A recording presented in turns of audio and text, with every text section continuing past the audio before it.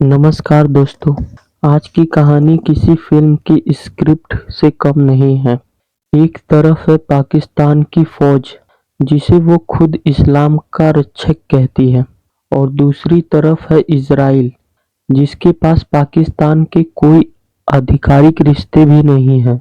लेकिन अब खबर आई है कि पाकिस्तान के army chief field marshal Asim Munir ने इजराइल से $10,000 प्रति सिपाही की डिमांड कर डाली, वो भी गाजा में पीसकीपिंग फोर्स भेजने के लिए। और इजराइल ने जवाब में कहा $100 ही मिलेंगे। अब ये मामला पाकिस्तान फौज बिकाऊ है क्या जैसी बहस में बदल गई है। दरअसल कुछ हफ्ते पहले अमेरिका के राष्ट्रपति डोनाल्ड ट्रंप ने एक 20 पॉइंट वाला गाजा पीस प्लान पेश किया। इसमें कहा गया कि गाजा में एक इंटरनेशनल स्टेबलाइजेशन फोर्स (आईएसएफ) भेजी जाएगी, जो वहां हमास के बचे हुए लड़ाकों को न्यूट्रलाइज करेगी, इलाके को स्थिर करेगी और नई फिलिस्तीन पुलिस को ट्रेन करेगी। ट्रंप की शर्त ये थी कि अमेरिकी सैनिक इसमें शामिल नहीं होंगे, बल्कि अरब देशों और उनके पार्टनर्स के सैनिक होंगे। अब यहाँ पाकिस्तान ने हाथ उठाया। उसके डिफेंस मिनिस्टर ख्वाजा आसिफ ने कहा, अगर पाकिस्तान इसमें शामिल होता है तो हमें गर्व होगा।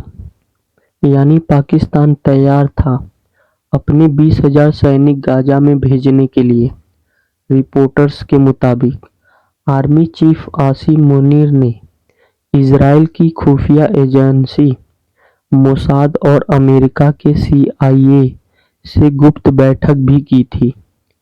प्लान था कि पाकिस्तान के सैनिक गाजा में जाकर हमास को निशस्त्र करेंगे और सुरक्षा संभालेंगे और इलाके को स्थिर करेंगे, खावा मानवता का।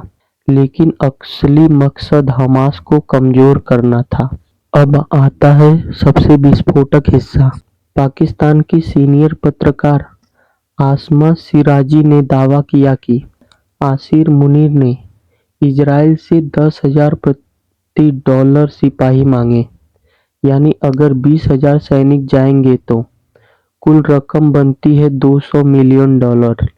लेकिन इजराइल ने इस पर ठंडी मुस्कान के साथ जवाब दिया, वो $10,000 नहीं देगा, वो $100 प्रति सिपाही देगा। मतलब पाकिस्तान के लिए यह डील तो सिर्फ एक तरह का से डिप्लोमेटिक थप्पड़ बन गई है। रिपोर्टर्स का कहना है, जब फौज के अंदर सैनिकों को बताया गया कि उन्हें गाजा भेजा जाएगा, जहां उन्हें मुसलमानों के खिलाफ लड़ना पड़ेगा, तो कई सैनिकों ने मना कर दिया जाने से।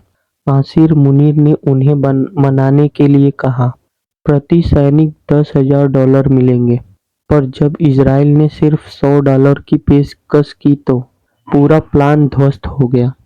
अब सोचिए, जो फौज खुद को कौमी इज्जत का प्रतीक बताती है, उसके सिपाही की कीमत इजराइल ने सिर्फ 8,000 लगाई।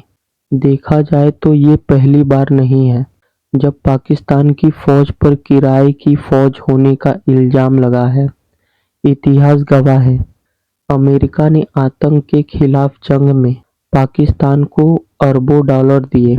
सऊदी अरब ने 1979 में मक्का की मस्जिद की लड़ाई के लिए लड़ाई के समय पाकिस्तान कमांडो बुलाए।